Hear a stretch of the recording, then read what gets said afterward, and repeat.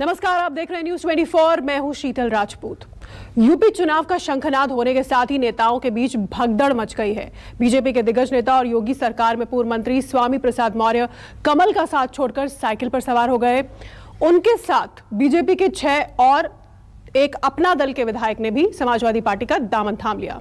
BJP छोड़ने वाले ये सभी नेता ओबीसी समुदाय से आते हैं। ऐसे में सवाल यह है कि अब सूबे के ओबीसी वोट को साधने के लिए बीजेपी की क्या स्ट्रैटेजी होगी, इस रिपोर्ट में समझने की कोशिश करते हैं।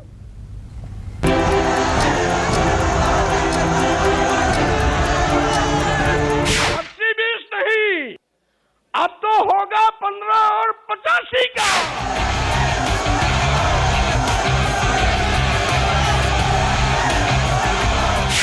3/4 की बात कर रहे थे। सच्चाई है कि वो 3 और 4 सीट की बात कर रहे हैं। 10-5% अगर आपके हिंदू हैं तो आपका खटिया खड़ी बिस्तरा गोल होना तय है।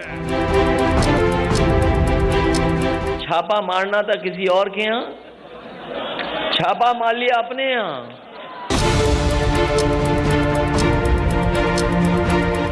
ऐसी आंधी चलेगी, एक ऐसी सुनामी चलेगी जिसमें भारतीय जनता पार्टी के परखटे उड़ जाएंगे।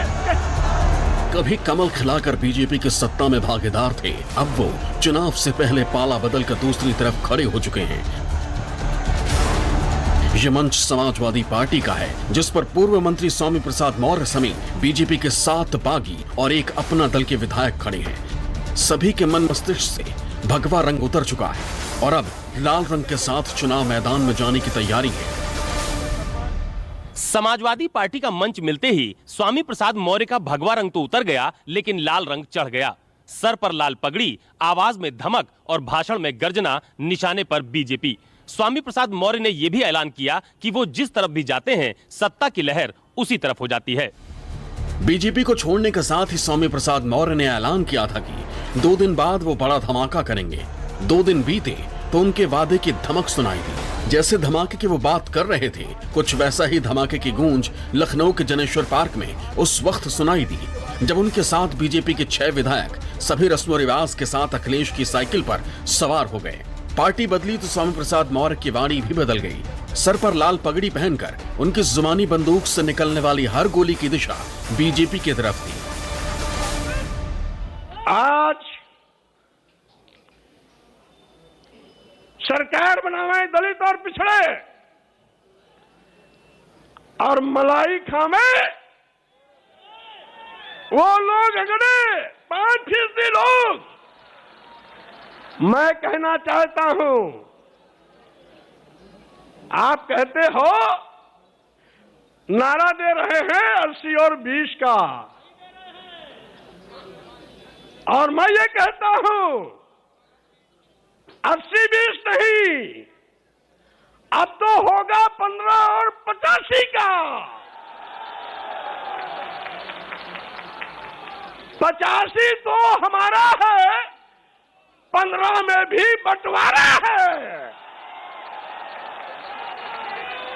मैं ये भी चुनौती देता हूं, जिसका मैं साथ छोड़ता हूं उसका कहीं अता पता नहीं रहता है। हमारी बहन जी इसका जिंदा मिसाल है। जब तक साथ था बार बार मुख्यमंत्री बनती थी, उनको घमंड हो गया था एको अहम द्वितीयो नास्ति। बाबा साहब के मिशन से हट गई, मानवर कांशीराम को भूल गई। मानवर कांशीराम जी के आंख मूंदते ही मानवर कांशीराम जी का नारा बदल दिया था। स्वामी प्रसाद मौर्य अकेले साइकिल पर सवार नहीं हुए हैं, बल्कि उनके साथ धर्म सिंह सैनी, भगवती सागर, विनय शाक्य, रोशन लाल वर्मा, मुकेश वर्मा, ब्रजेश प्रजापति और अपना दल से विधायक चौधरी अमर सिंह ने भी विधानसभा चुनाव में अखिलेश यादव का साथ देने का ऐलान कर दिया। एक तरफ बीजेपी को भारी नुकसान और दूसरी तरफ पिछड़े नेताओं की फौज का साथ मिलने पर अखिलेश यादव भी गदगद नजर आए। अखिलेश यादव ने स्वामी प्रसाद मौर्य को सत्ता का मौसम वैज्ञानिक बताया, तो तो मुख्यमंत्री योगी के 80/20 वाले फॉर्मूले का समीकरण भी समझाया।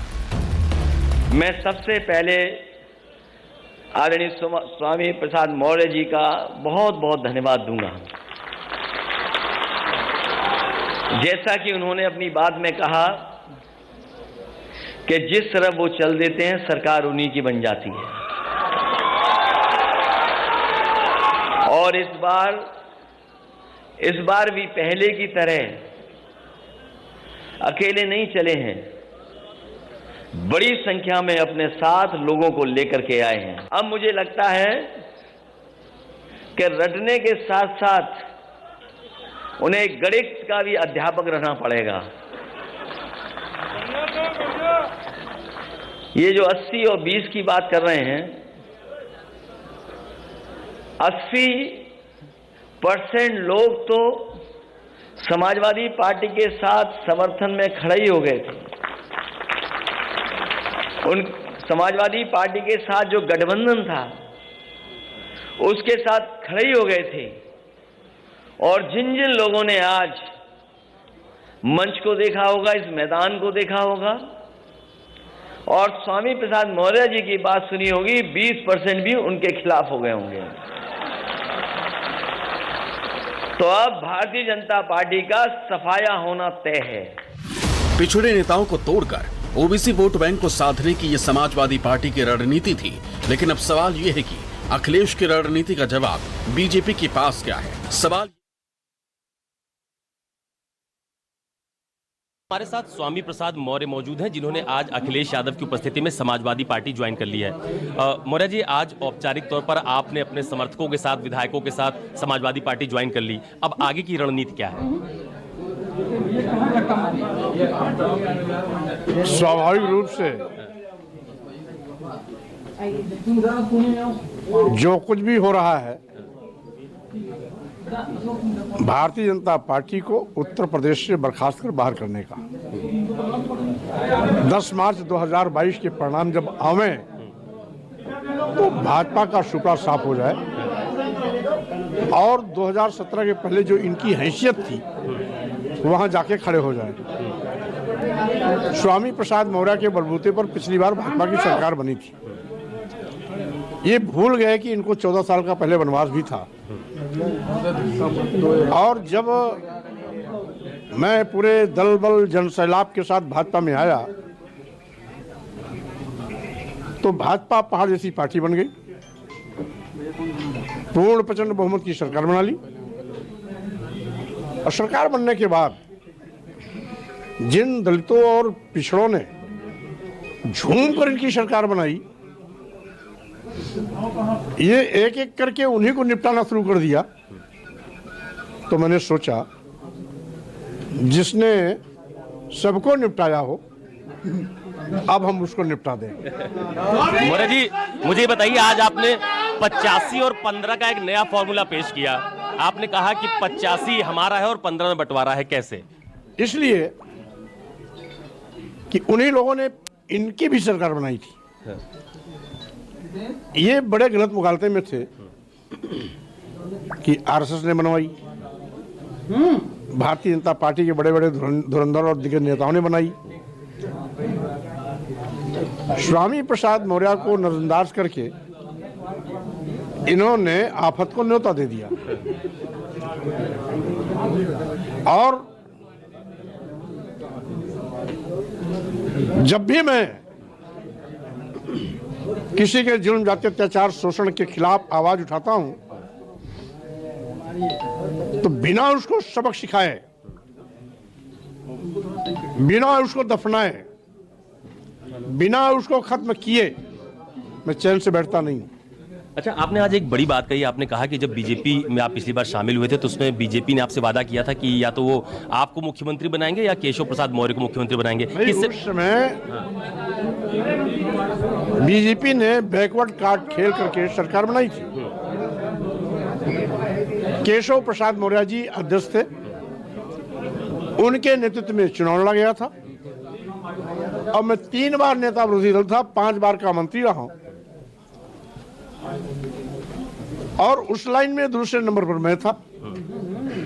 पूरे प्रदेश के दलितों पिछड़ों ने सोचा गया। लेकिन केशव प्रसाद मौर्य तो प्रदेश अध्यक्ष थे। अगर स्वामी प्रसाद मौर्य आपकी पसंद नहीं थे तो केशव प्रसाद मौर्य विश्व हिंदू परिषद के हैं, आरएसएस के हैं, भारतीय जनता पार्टी के प्रदेश अध्यक्ष थे, कम से कम उनको बना दिए होते। उत्तर प्रदेश में जो दलितों पिछड़ों के बीच में आपने संदेश दिया कि पिछड़ा मुख्यमंत्री बनेगा, उस पिछड़े को दफना दिया, स्काई लाभ गिराया और एक ऐसा चेहरा मुख्यमंत्री बन गया जो दूर दूर तक मुख्यमंत्री की कतार में था ही नहीं। इसलिए इनका जो कथनी और करनी है, कहते कुछ है करते कुछ, दुहाई देंगे हिंदू का, दुहाई देंगे दलित का, दुहाई देंगे पिछड़ा का, लेकिन वो मुट्ठी भर 5% लोगों को, वो भी जो आरएसएस बॉन्ड लोग हैं, उनको मोटा करते हैं। अभी जो भी इंटरव्यू के आधार पर केंद्र में आईएएस बनाए जाने हैं बिना लिखित परीक्षा के, उसमें ज्यादातर आरएसएस के रिलेशन में आने वाले, आरएसएस की सिफारिश पर आरएसएस से ताल्लुकात रखने वाले ही लोग जा रहे हैं। तो स्वाभाविक रूप से भारतीय जनता पार्टी एक ऐसा आस्तीन का सांप है जो एहसास भी नहीं होने देता, अंदर अंदर डस लेता है और उसी आस्तीन के सांप का फन मैं कुचलने के लिए तैयारी कर लिया। आपने अभी कहा कि मुख्यमंत्री केशव जी को बनाते आपको नहीं बना पाए, तो क्या समाजवादी पार्टी से कुछ ऐसी बात हुई है कि मुख्यमंत्री अखिलेश जी रहेंगे, डिप्टी सीएम आप होंगे, ऐसे कुछ बात? तो देखो, क्योंकि समाजवादी पार्टी के राष्ट्रीय अध्यक्ष अखिलेश यादव जी पहले मुख्यमंत्री रहे हैं, उन्हीं के नेतृत्व में चुनाव लड़ा जा रहा है, तो ये पद उनका नेचुरल क्लेम बनता है। और डिप्टी सीएम, इसके बाद जो भी पद होते हैं वो मुख्यमंत्री अपने ही बिहाफ पर और सभी पदों में बंटवारा करता है। तो आपको बनाएंगे डिप्टी सीएम?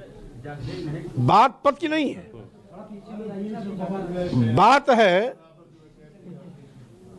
भाजपा को सबक सिखाने का, बात है भाजपा के दोहरे चरित्र का जवाब देने का, बात है दलितों और पिछड़ों के जो आरक्षण को अजगर की तरह निगल गए हैं, इनका पेट फाड़ करके उस आरक्षण व्यवस्था को बहाल कराने का। चुनाव मतलब न्यूज़ 24।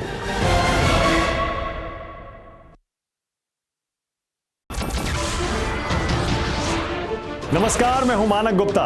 अगर आपको हमारा ये वीडियो पसंद आया हो तो इसे लाइक और शेयर जरूर करें, और हां, हमें सब्सक्राइब और फॉलो करना ना भूलें ताकि आप देश और दुनिया की कोई खबर मिस ना करें। तो जुड़े रहिए हमारे साथ और देखते रहिए न्यूज़ 24।